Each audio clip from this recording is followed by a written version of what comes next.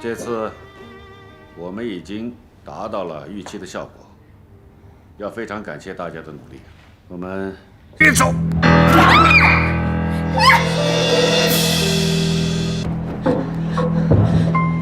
你没事吧？我带你出去休息一下。哎，不可以走，谁是上司谁是下属啊？下一步的计划。杨新军，哎，贝贝，有什么事儿开完会再说吧。我就是要现在说。杨新军，这件事情调查到现在，为什么是这样一个结果？我至今没有收到一个明确的答复。上个月我的工资只有800块，你敢说你没有在背地里动手脚吗？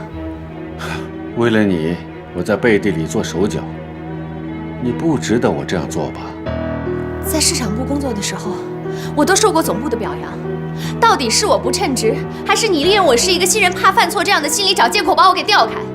口口声声说我是一个优秀的有潜质的员工，可我现在就在公司的勤杂部门打杂，你这么自相矛盾是为什么？你敢给我一个公正的答复吗？要解释不难的，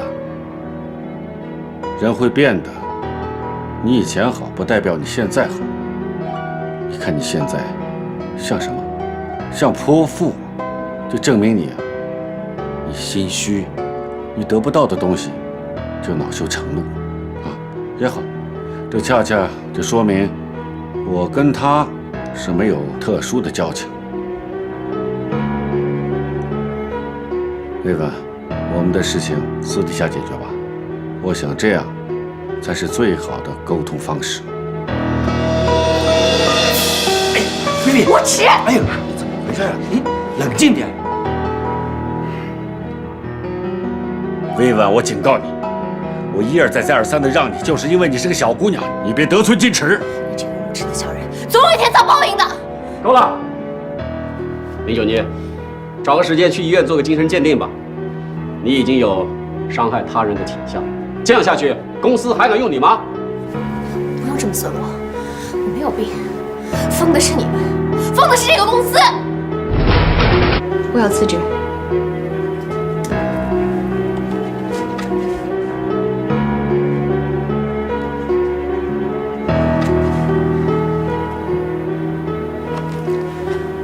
你跟你的上级组长沟通过了吗？工作也交接完了吗？沟通过了，也交接完了，赶紧办手续吧，我一天都不想多待。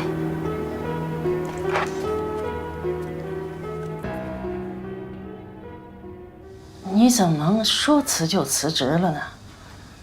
这每个月呀，800块钱总比没有的好吧？再说了，下个月也许比这个还要多一点呢。这新工作还没有找到，怎么就把旧工作给辞了呢？你现在呀，又背着高利贷，你弟弟呢又丢了工作，哎呀，这眼看着呀，咱们家下个月的这个房租又要交了。姐，你怎么事先不跟妈商量一下呢？要是妈再进医院的话，咱们都没钱看病了。可是我真的待不下去了，乐华让我太失望了。我在那里没有一点点的安全感，也看不到任何对未来的希望。对不起，他没有任何让我为他奋斗的价值了。不过我已经去找了新的工作，很快应该可以找到的。姐，有地儿就去吧，别挑三拣四了。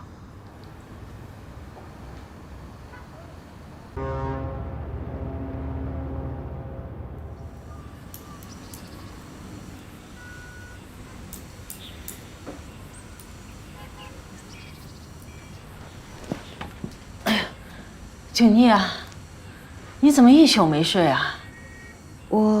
我在改简历，想把它弄得更好一点。哎呀，你这样熬夜可不行啊，快点休息一会儿吧。可是我这2天沾枕头也睡不着，你再躺一会儿吧，我一会儿出去把简历打出来。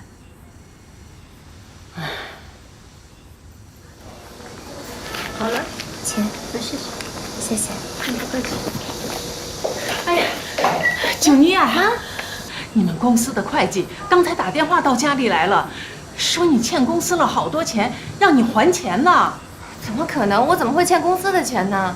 哎呀，他说了好半天呢，说你欠公司的什么培训费，还有书本费，还有这个费那个费的，加起来要5万多块钱呢。还说一定要在1个星期里头要把这些钱还上，否则的话，他们就要起诉你。我找他们说了一句，我没要他们的赔偿就不错，还找我要钱，有没有天理？你到哪儿去啊？别找他们去。九妮，九妮啊，九妮，你到哪儿去啊？你别着急啊，九妮。哎呀，九妮啊，你慢点儿，你等等呀，九妮。哎呀，九妮啊！哎呀，你怎么回事了？妈！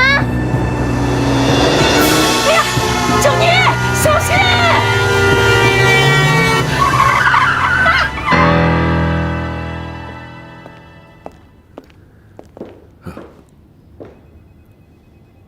这么快就上班了？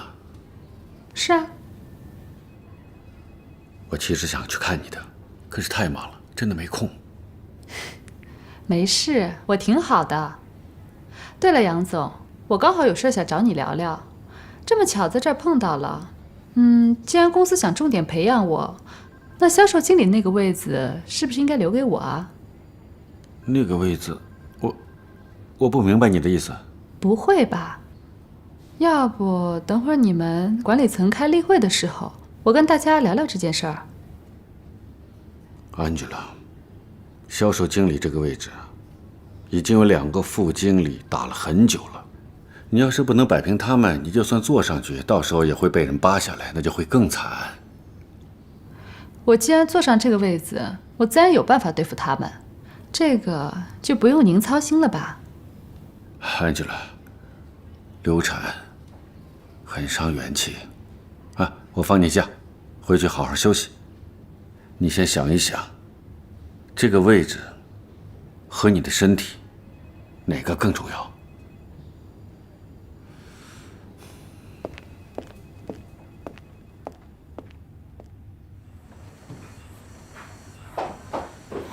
九妮，我一听到你出车祸就赶过来了，怎么回事啊？都怪我，要是我不叫他的话，也不会被撞。怎么能怪你呢？是我自己大意了。那你现在怎么样了？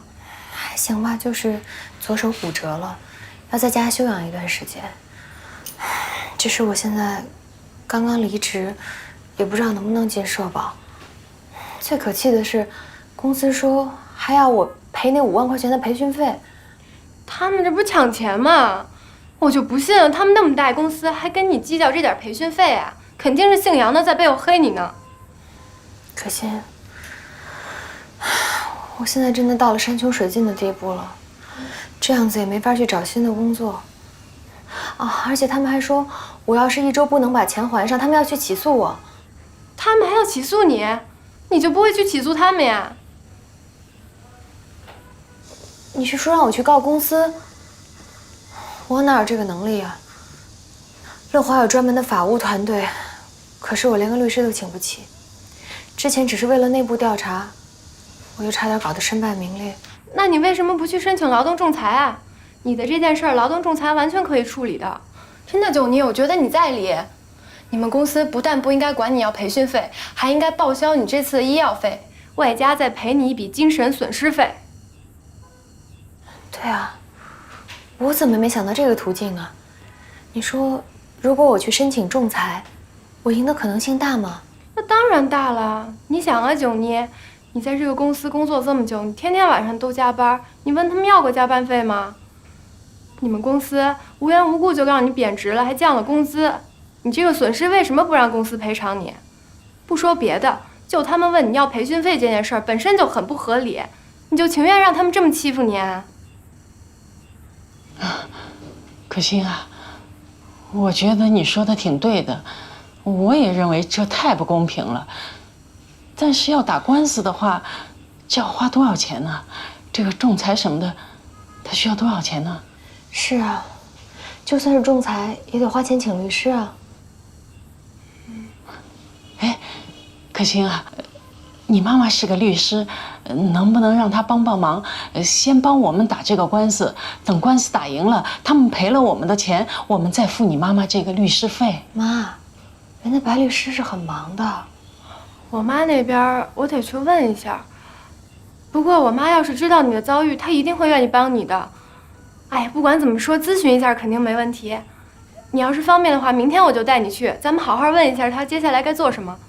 不行，明天我还有一个面试呢。你都这样了，你还面什么试呀？你赶紧把身体养好了再说吧。我总得为了以后的幸福生活奋斗啊。真拿你没办法。哦，对了，我有一个朋友在出版社，他想为这本书找个翻译，你能做这个工作吗？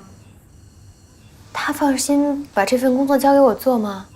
有什么不放心的？你是这方面的硕士，在学校的时候你就翻译过不少东西了，技术层面肯定没问题。我就是担心你的手。伤的是左手，右手好着呢，没问题。那这个给你了。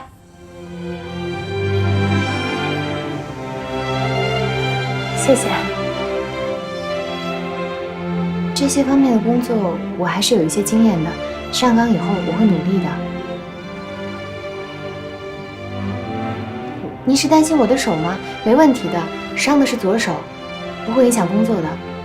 真要是有什么事儿没做完，我会利用业余时间把它都完成的。你学历高，我们给你待遇的可能不是很好，你能接受得了吗？这个我有心理准备，只要能学东西，刚开始工资低一点无所谓的。那好吧，你什么时候能来上班？我还有一些事情要回公司处理一下，然后就可以来上班了。好，你尽快的适应新的环境。那谢谢您了，再见。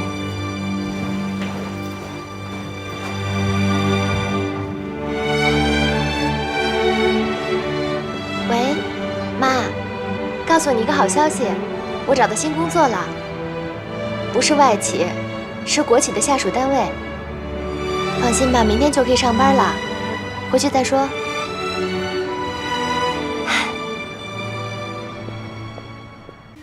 马姐，哎，九妮，你怎么来了？你不是已经辞职了吗？我就是来收拾东西，再办离职手续的。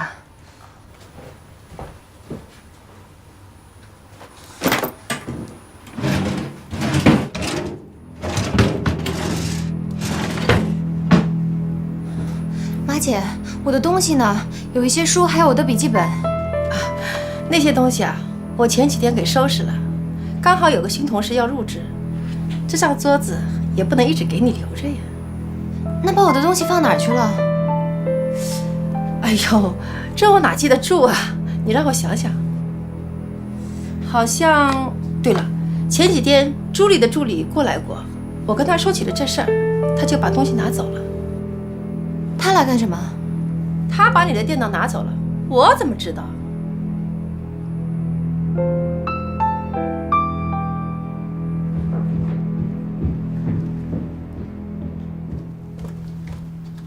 助理，是你让助理把我的东西拿走了吗？是啊，电脑是公司的，有什么问题吗？那请把我的私人物品还给我。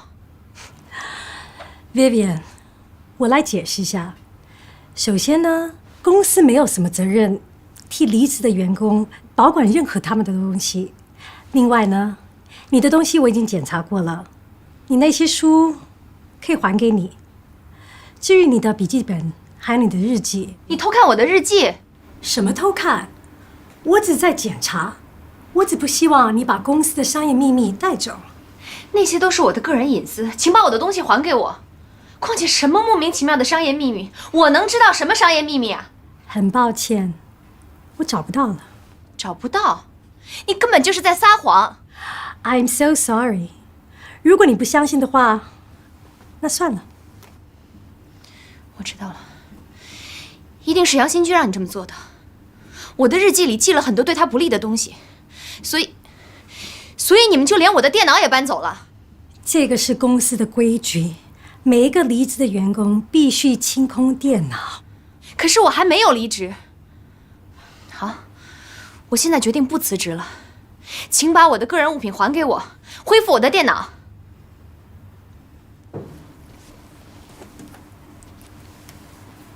难道你不知道你已经被开除了吗？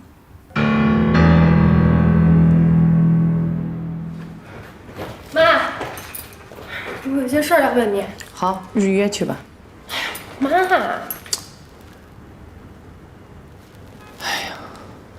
你有什么事儿啊？快点说，我现在忙着呢。九妮想离开乐华，可是他们公司太过分了，还管他要什么培训费。你说他是不是可以去申请劳动仲裁？离开公司交培训费，这从情理上是合理的。不过九妮有点复杂，她毕竟跟上层有点扯不清。那你觉得九妮的这种情况，她万一去申请劳动仲裁的话，胜算的可能性能有多大呢？不会有多大胜算。为什么？九妮她是因为长期被性骚扰才得的忧郁症，她应该得到赔偿的呀。证据呢？她拿什么来证明呢？哎，妈，你可是著名大律师，我琢磨着，要是你能给她支支招，那她肯定就没问题了。你不会是来游说我给她做辩护律师的吧？像她这种情况，可以申请法律的援助，法庭会给她指定一个律师为她辩护的。那些律师哪有您厉害呀？好了，别拍我的马屁了。你是担心他付不起律师费吗？那实在不行，这笔钱我替他出了还不行吗？九妮都这么可怜了，我总不能袖手旁观，见死不救吧？你是说我没有同情心，见死不救啊？你这个朋友需要钱的话，我可以帮助他，你就是不愿意趟这个浑水。你是不愿意帮他？对，我就不愿意帮他。我问你，你真的了解你这个朋友吗？他跟杨欣之间就这么清白吗？你想想梅子吧，就是因为我没有搞清楚，上次把我变成个大傻瓜不说，还搞了这么多是非出来。开除？明明是我自己辞职的，这也差得太远了吧？而且根本就是两个性质。我当初也在劝他们，给Vivian一个机会，让他主动辞职。可是事情闹得那么大，我也感到很遗憾。我到底犯了什么不可饶恕的错误？公司要开除我？关于这件事儿，都在这个表上。你呢，拿去看看。因多次无故旷工缺勤，违反公司规定和本公司员工谈恋爱，不能胜任本职工作。这就是我的评语。谁给我写的评语？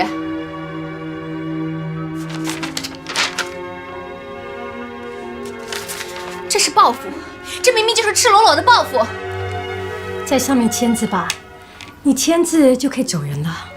我不会签的，这些无中生有的评语根本就是对我的重伤。你不是找到新工作了吗？你要是不签字办好手续，那你怎么可以开始你的新工作呢？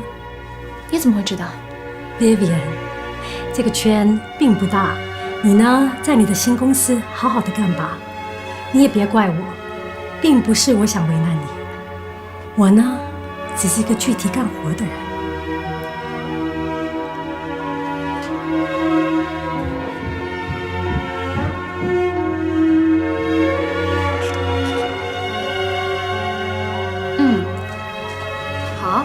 好的，好，没问题。安琪，安琪，我要离开公司了。哦，是吗？那太可惜了。不好意思啊，我得接个电话，最近实在是太忙了，有空请你吃饭啊。喂。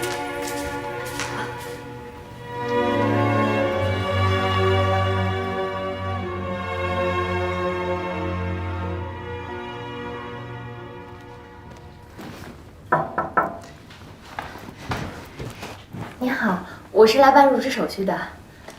那个小莲，不好意思，我们经过深思熟虑，决定不聘用你了。什么？这个林九妮啊，自由散漫，生活作风也不太好，也不服管教。反正，在我们公司惹出不少是非，所以才被开除。这样的人，你还敢要？具体什么是非啊？你去看档案就什么都知道。什么？口头承诺那有什么？哎，反正我把真实的情况都告诉你了。如果以后出什么问题，你别怪我没提醒你啊。昨天不是还谈得好好的吗？今天为什么就不聘用了呢？小林呐，你怎么离开原单位的，你自己应该清楚吧。有些话不好说，给你留个面子。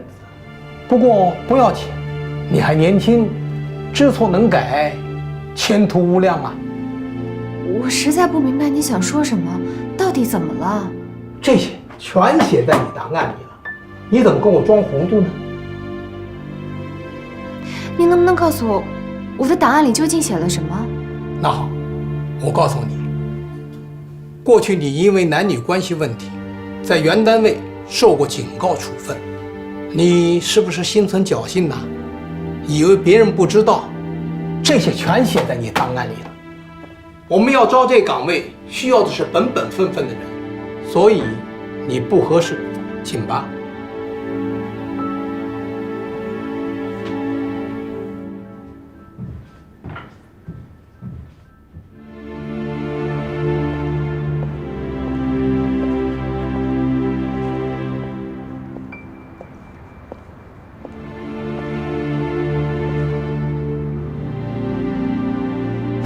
不是找到新工作了吗？你要是不签字办好手续，那你怎么可以开始你的新工作呢 ？Vivian， 这个圈并不大。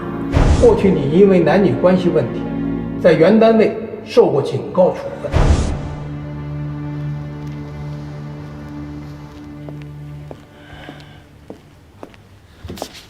好，开会。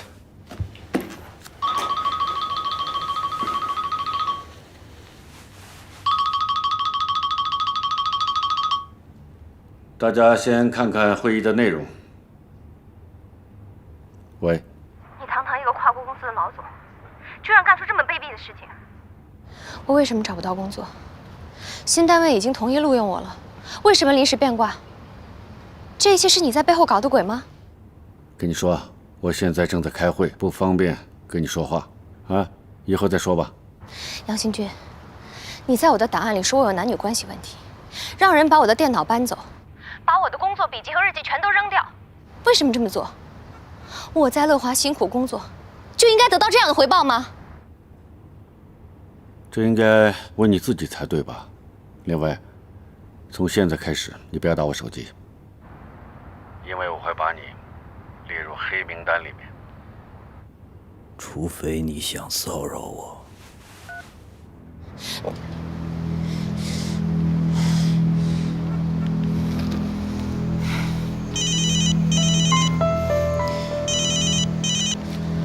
喂，你好，我是乐华的律师Jim。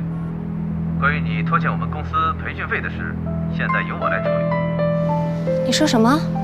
不想闹上法庭的话，就尽快还钱吧。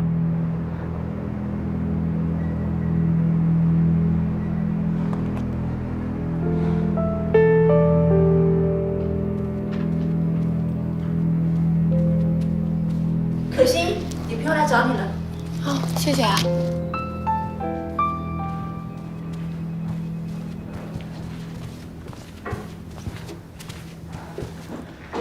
不好意思啊，可心，就耽误你几分钟时间。我的事儿你问过你妈妈了吗？问是问了，不过什么呀？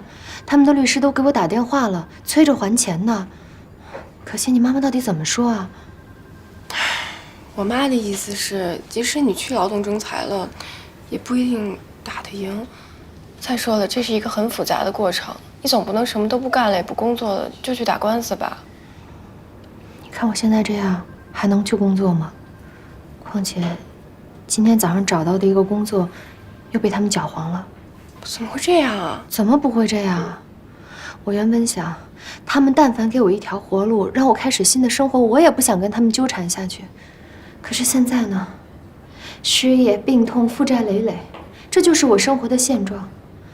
可心，你就告诉我实话吧，你不要怕我听了伤心，我也已经没有什么可伤的了。九妮，你千万别这么说，我听了特别难受。我妈她其实……我知道你妈妈是大律师，她不可能接我的案子，可是我就是想听她的一些真实想法，哪怕是一点点的建议。我已经下定决心了，一定要为自己讨回一个公道。这样吧，我陪你去跟她聊聊，你看这样行吗？来喝水。谢谢。妈，这回九妮可是真的下定决心了，她准备申请劳动仲裁，让公司赔偿她的损失。你打算让公司怎么赔偿呢？能不能具体说一下？首先是培训费，我觉得我不应该承担。他们辞退我的理由很奇怪，我既没有跟公司的同事谈恋爱，也不是他们所谓的不能胜任工作。还有呢？还有我的医疗费，包括我治疗抑郁症和手臂骨折的费用。我之所以会生病，都是因为杨新军对我的骚扰，出车祸也是。还有呢？还有精神损失费，他们给我写了很不好的评语，导致我没有办法找新工作。未来的很长一段时间里，找工作可能都比较困难，这些都需要他们赔偿。恕我直言，你想的太美好了，这根本不可能。为什么不可能啊？公司的调查小组那都是他们的自己人，可我现在申请的是劳动仲裁，是国家机构，法律应该给我一个公正的对待。法律是公平的，但是法律要讲证据。你拿什么证明你能胜任这个职位呢？你又拿什么证明你得这个抑郁症、出了车祸都是公司的责任呢？根据仲裁法，仲裁过程中的主要举证责任在公司，公司要想出个对你不利的证据太容易了。没关系，我可以一点一点的找。我在公司那么努力，这些努力不能全部一笔勾销啊。是啊，九妮，我也可以帮你的。我可以再写一篇深度的专访，好好的探讨一下现在白领的生存现状，也算是帮你造势了，让更多的人来关注你的事情。你又来了，你以为舆论是万能的？它是一把双刃剑，它可以帮你，也可以毁了你。你忘了梅子的事儿了？梅子跟九妮怎么能是一回事呢？这梅子是自己有问题，九妮可是完全无辜的。也许在世人看来这没什么两样，九妮可以申诉，乐华也可以。你别忘了，这是一个跨国大公司和一个小职员的对决，谁掌握着更多的资源和话语权？这还用问吗？乐华他有自己的律师小组，九妮呢，连个辩护律师都没有。不有你的吗？白律师，我今天来，只是想听听您的意见。我现在该怎么做才比较好？你要真听我的，我就告诉你，忘了这件事儿，把身体养好，找个新的工作，让生活重新开始。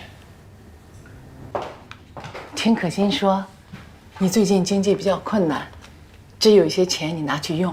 我们家可心当时你帮助她很大，就算一点心意吧。我不能要，白律师，拿着。我不需要钱，我只是想讨回公道。就是说，妈，你这是干什么呀？就算你不想帮九妮打官司，你帮她找个律师总可以吧？别让白律师为难了，他的意思我明白。您能在我这么困难的时候给我出这么多主意，我已经很感激了。你们先忙吧，我走了。慢走。再见。可心。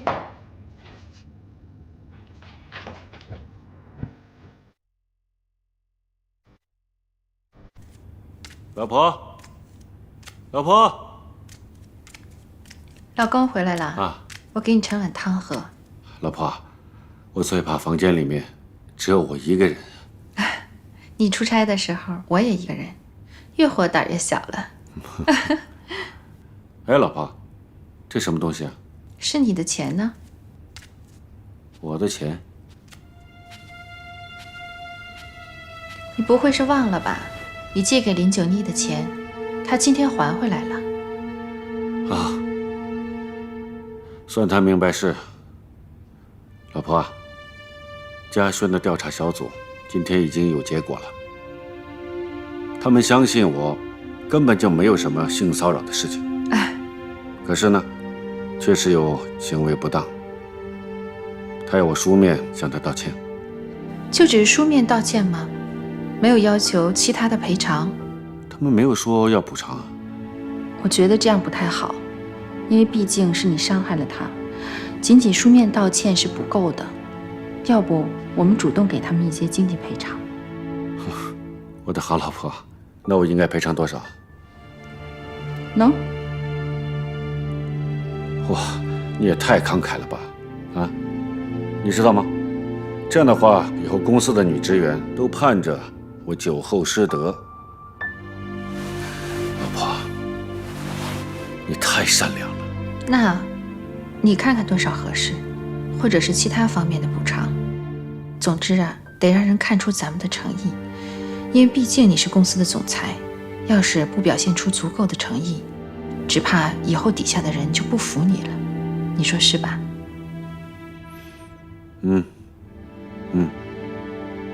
贤妻说的有道理，我会考虑一下。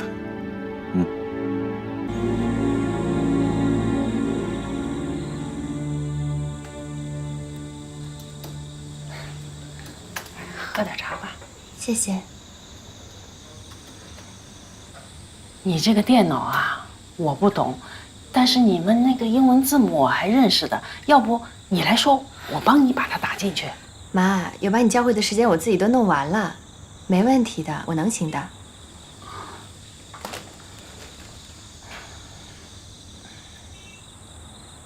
怎么了？闷闷不乐的，是不是身体不舒服啊？没有。那怎么了？有心事啊？跟我说说呗。我到你们公司去过了。你去乐华了？我是想找领导去求求情的，后来碰到了那个叫朱莉的，他不让我们进去，他还说让我们找心理医生。你说我们这些小地方来的人吧，在上海是不认识人，也没钱没势的，但是我们又不是傻瓜，也不是神经病吧？对不起，妈妈，都是我不争气，害得你要跟着受委屈。都这个年龄了，也没有想着轻浮，还要被别人欺负。不过我会努力的，以后一定会给你一个好的生活。妮子，妈不图什么，妈就图你健康开心。只要我们活着，不管遇见什么问题，我们都可以挺过去的。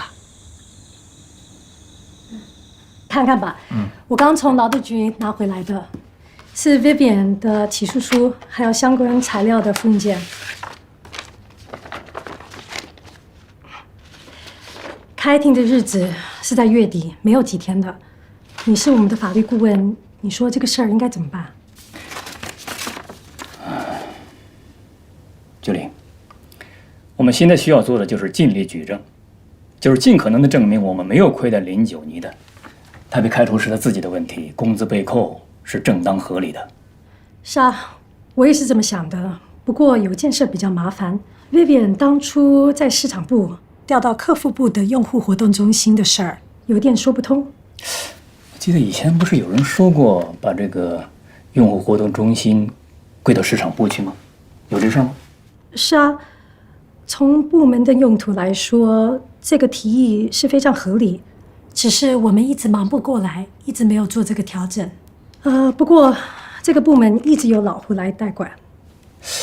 那就赶紧调整嘛，还等什么呀？你还真有办法。九里，你就放心吧。就他提出那些指控吧，我们呢准赢。朱莉，怎么样？杨总，你来的正好，有件事儿想跟你商量一下。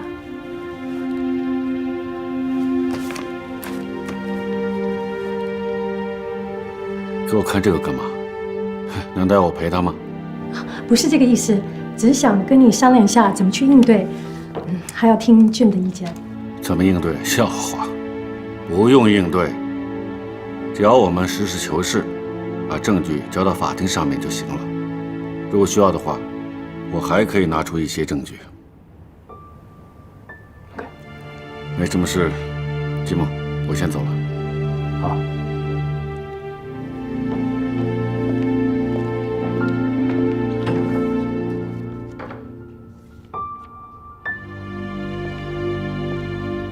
杨新军没有想到，在自己眼中像只蚂蚁一样弱小的林九妮，竟然把自己告了。虽然在朱莉面前表现得毫不在乎，但他的心中隐约地感到了不安。毕竟，劳动仲裁委员会和乐华不同，那超出了他的权力范围。杨新军一面迅速地思索着对策，一面感到恼火。为什么这个林九妮就不能像以前那些弱女子一样，默默地离开他的生活？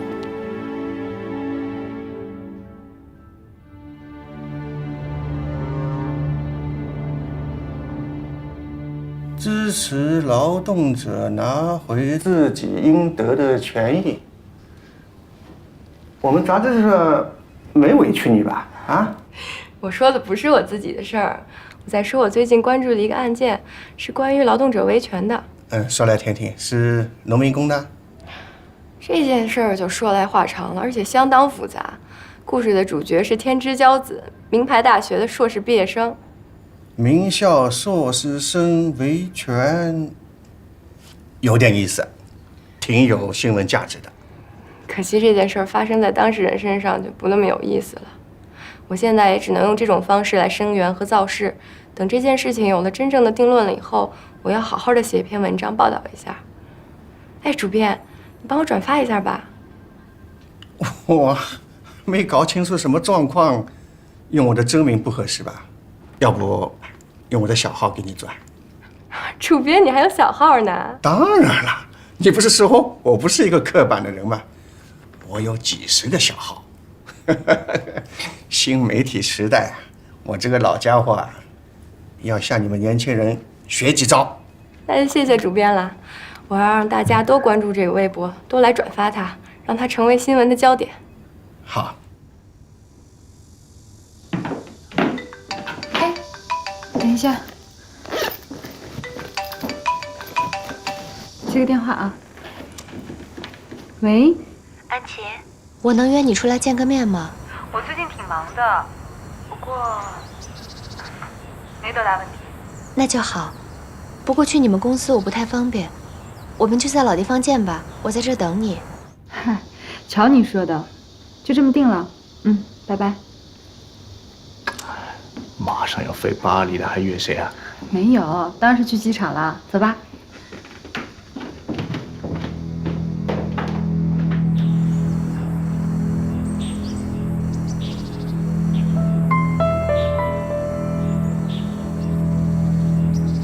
怎么还不来呀？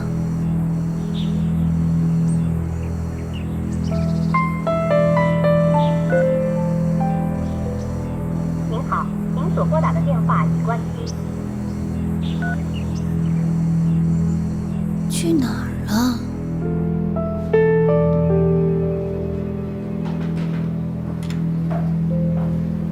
奇怪了，我怎么刚发的帖子就不见了呢？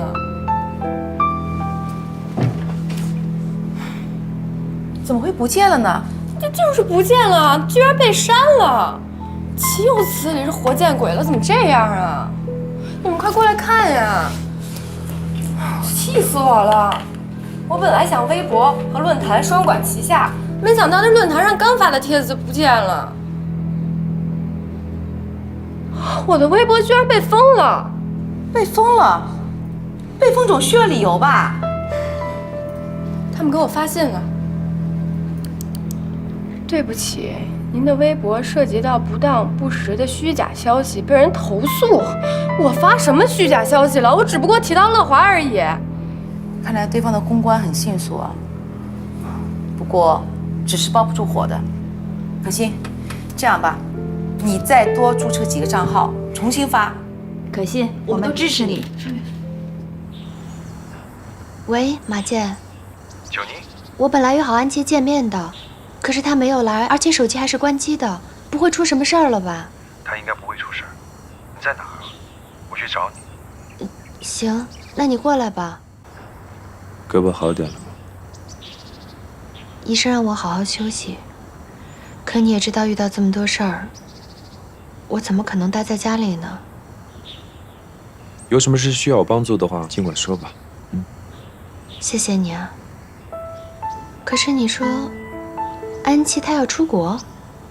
不可能啊！我刚还跟她通过电话，她说要来的。安琪现在经常做出一些出人意料的事儿，让我琢磨不透。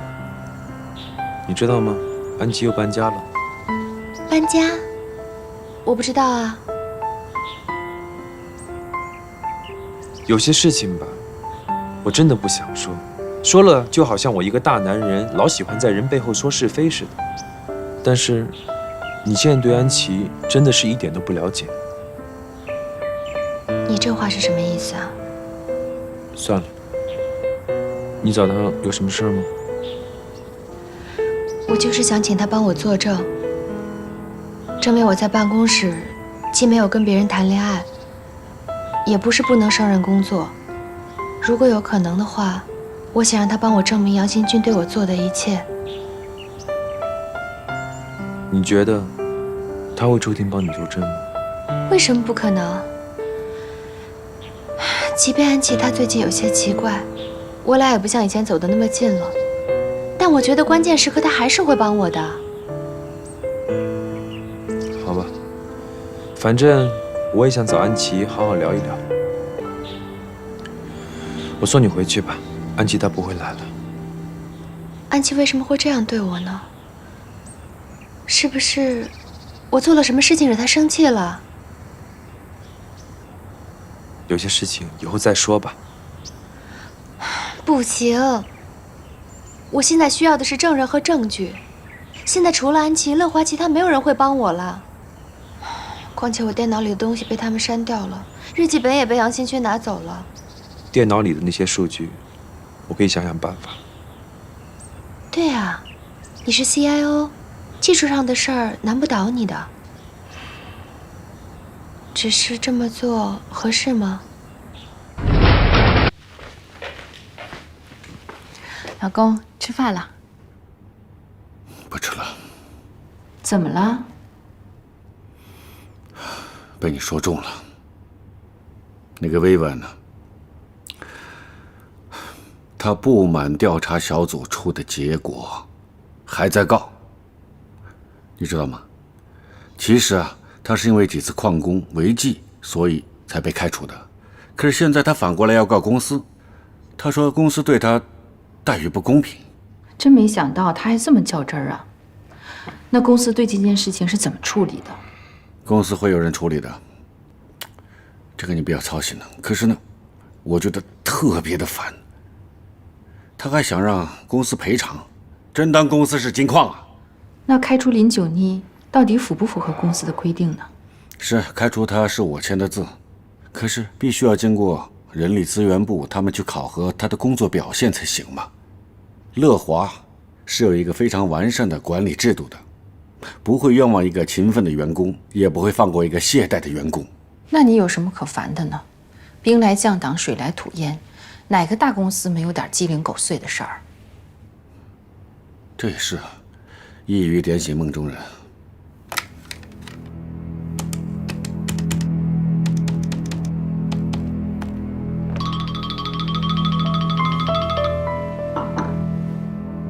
是嘉轩，美国打来的。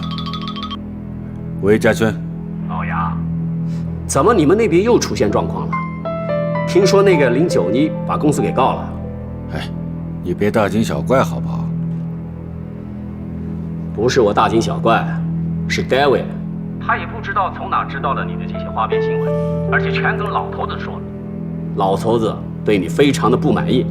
你要知道，中国的经济这么好。老头子非常重视中国的这个大市场，不允许有一丝一毫的偏差，特别是口碑和声誉上。明天一早啊，可能有重要的新闻要宣布，你啊，做好心理准备，好自为之吧。哎，嘉轩，那你不可以向他们去解释一下吗？我也实在是没办法，这次老头子好像是真的生气了，你还是先避避风头吧。我呢，作为好朋友。还是预先透露点消息给你，其他的真的是爱莫能助了。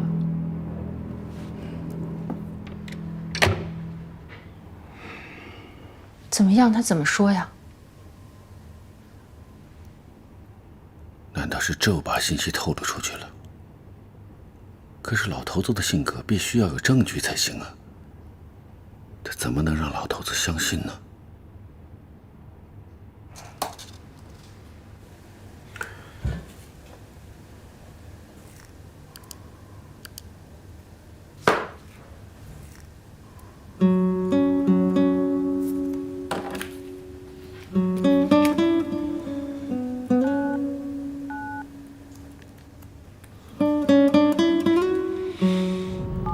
喂 ，Hello， 是 Joe。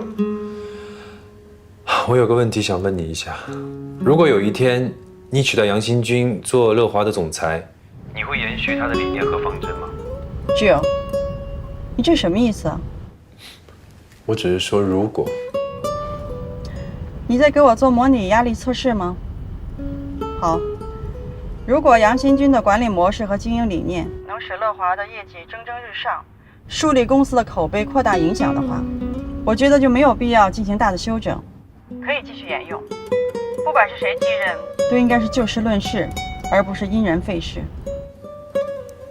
Great。我想你应该做好思想准备，而且会有那么一天，你会取代杨新军做总裁，或者是说代理总裁，你必须要知道该怎么做。Joe，你是哪来的这个消息？你不要问了，反正这是极有可能的。如果是我的话，你有什么要求？我没有任何要求，我只要你给 Vivian 公正和正义就好。这件事情我一上来不可能就做，我需要程序符合规章制度，你明白吗？好，我等你。拜。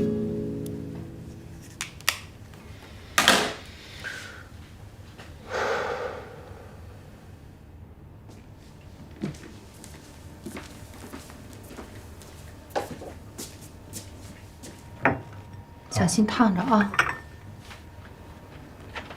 哎呀，你看我让你小心嘛，没事吧？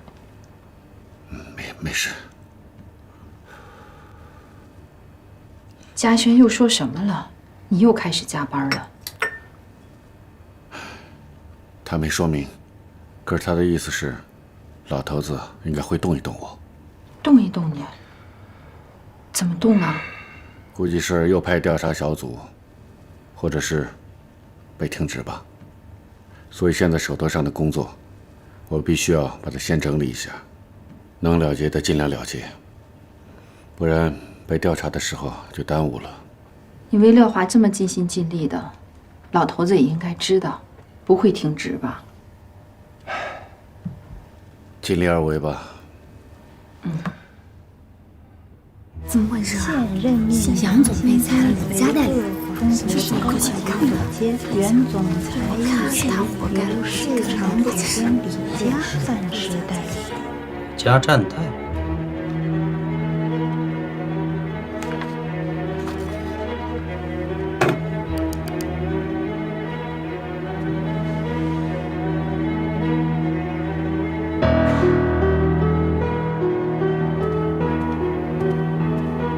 怎么会这样？美国总部公司怎么疯了？朱莉，你在说什么？你看，现任命杨新军为乐华中国高级总监，原总裁一直由市场总监李佳暂时代理。是不是因为 Vivian 的事？谁知道啊？也许吧。哎，会不会总部只是想做一个姿态，然后等风声过了再恢复职位？谁知道？哎呀，老天爷，希望杨总不会出什么事儿。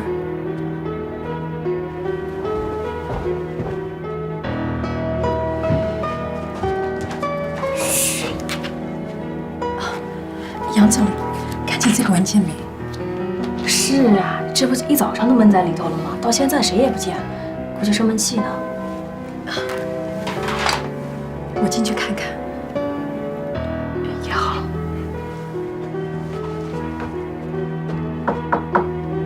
杨总，朱总来了。进来。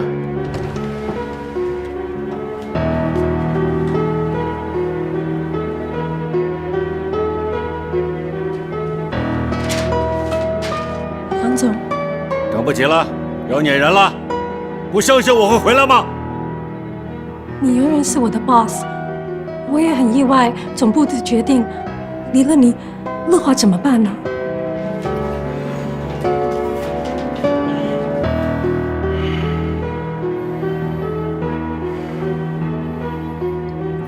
朱莉，以后别再喷这么浓的香水了，好吗？对不起。艾米，是杨总。打电话去公共管理部，告诉他们总部的决定绝对不能报道，还有封锁所有的传媒，尤其是新闻周刊。如果这条消息在这本杂志上出现的话，我要他们所有的人都来陪葬。杨总，那中午经贸大厦的酒会，您还参加吗？去啊，当然去啊。啊，我的办公室在哪儿啊？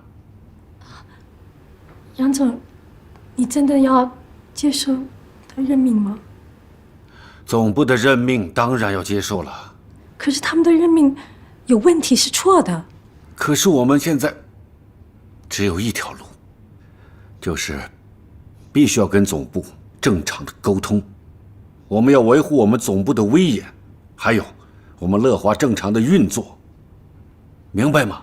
你说的是，你简直是太有胸怀气度了，杨总，我就听你的，你永远是我的总裁。如果以后你需要我任何的帮忙，你就尽管吩咐。还有 Amy， 她也是决定支持你的，对吧 ，Amy？ 是，杨总，我会跟着您的。就算以后我还留在总裁办公室，我的心也是跟着您的。谢谢，谢谢。以后尽职的做好自己的本职工作，知道吗？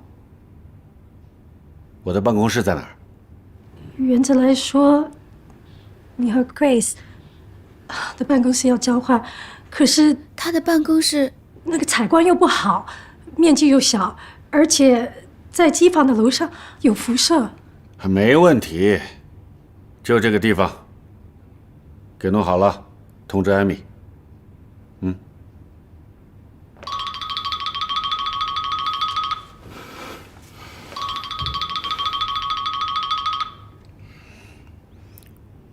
Grace， 正想找你。总部的任命已经下来了，想跟你谈谈。好，那中午会议时间。好，我知道了。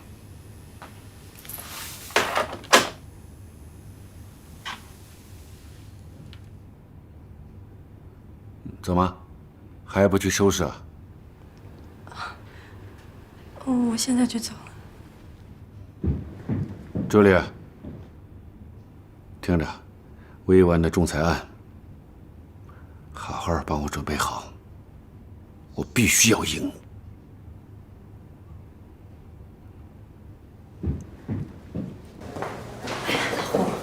我终于找到你了，哎，有空吗？咱们聊聊。有空，我也真有事要找你。我问你，杨总怎么就不是总裁了？这以后Grace 这个人不是很好相处啊。Grace 再不好处，也不能改杨总定下的规矩啊。我们该怎么着就怎么着吧，你放心吧。我觉得这只是暂时，总部啊，迟早会让杨总复职的。好吧。啊，对，还有个事儿，这用户活动中心怎么就并到市场部去了？这什么意思啊？这不是好事吗？以后你就不需要去活动中心跟那些八卦的大姐打交道啊，不是省你麻烦吗？我也没嫌马姐他们麻烦啊，我只是纳闷儿，怎么说并就并了，动作那么快？这是总部定的规矩，你就，哎呀，安心接受吧，又没有少付你工资，你慌什么呀？不对，你这么说一定有问题。到底怎么回事啊？哎呀，你别琢磨了，我讲正经的事。以前那个 Vivian， 她把我们公司给告了。我知道，杨总不是也受牵连了吗？现在劳动仲裁庭马上就要开庭了，咱们公司肯定是由我来代表出庭。我们必须收集足够的资料，证明我们开除他有足够的原因。我们？你是想让我干什么呀？让你作证啊，证明当初他在你底下，他的工作不太好。那不会吧？这事儿不行，绝对不行。杨总，其实我和您一样，对总部的这个调动感到很意外。虽然我接受了这个任命，但是对于担任这个职位，我并没有打算和计划。所以我想，我和您都需要等待总部的下一步指示。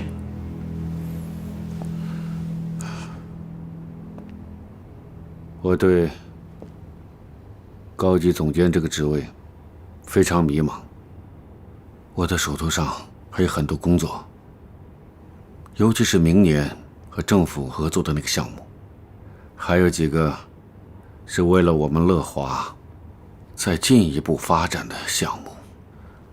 可是现在我变了身份，我在这些项目中担任的角色，我想您担任的角色应该没有什么变化吧？你手头上这些事情不要停下来交给我，以免错过最佳时机。我现在只不过行使一些总裁的签字工作，至于出行活动的话，我希望还是您出席，除非有必要我再去。等总公司那边有新的指示过来，我们再一起商量下一步工作如何进行。你是说在总部还没有具体的指示之前，乐华一切照旧？是的，杨总，我希望乐华这台高速机车能和过去一样正常的、顺畅的运行。我想这也是您希望的吧？我跟你说啊，这 Vivian 她的工作一点问题都没有。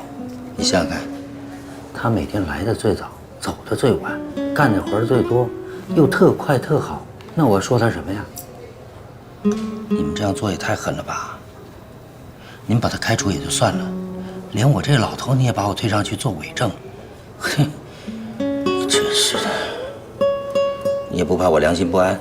老胡，话不能这么说啊！当初 Vivian 被调到活动中心的时候，你怎么不站出来说这一通啊？杨总的意思，你找他去啊！要不你找他去作证，反正这个事儿啊，那么缺德，你别找我，我不干。要是我能找到他，我干嘛来找你？哎呀，我都这把年纪了，你还让我去干这种事儿？那我问你，我是图什么？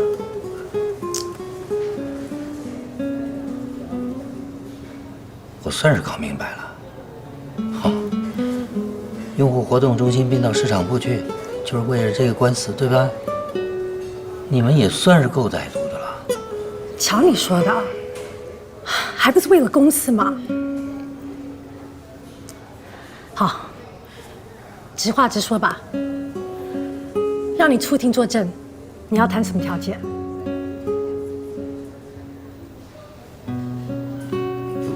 我的退休金涨1级。真有你的。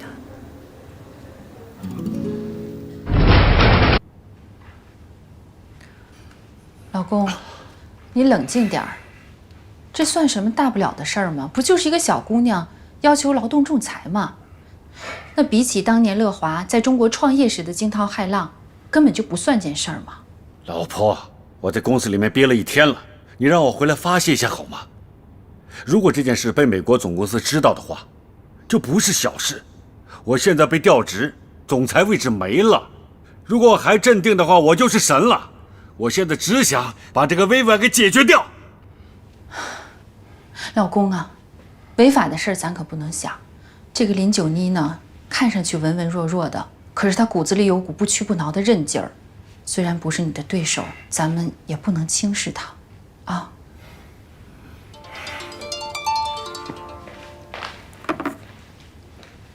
喂？啊？好的，再见。老公啊，你被调职的事情上了社会新闻，而且我朋友说，微博都在疯狂转载，真是好事不出门，坏事传千里。我不是让公关部封锁消息吗？全都是没用的家伙！你别发火啊！我觉得公关部的老陈一定是尽力了，我们现在还应该想想该怎么应付吧。怎么应对？让我现在去美国向他负荆请罪？我不是这个意思，我是说，我们是不是应该跟林景丽和解？他不就是要钱吗？给他不就行了吗？只要他能撤回申诉，你的飞机就能过去，拨复原职也是很容易的事儿嘛。我想美国总部固然考虑口碑，但是经济效益对他们更重要。对，我怎么会没想到呢？要不怎么说你需要冷静呢？这个我都能想到，你就更应该能想到了。主要是他软硬不吃啊，所以没想。要不我去跟林九妮谈谈，看看他怎么样能撤回申诉。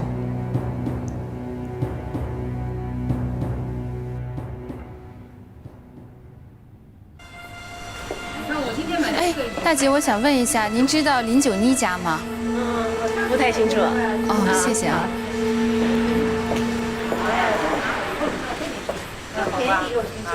哦，几位，我想问一下，林九妮家在哪儿住啊？好，谢谢啊。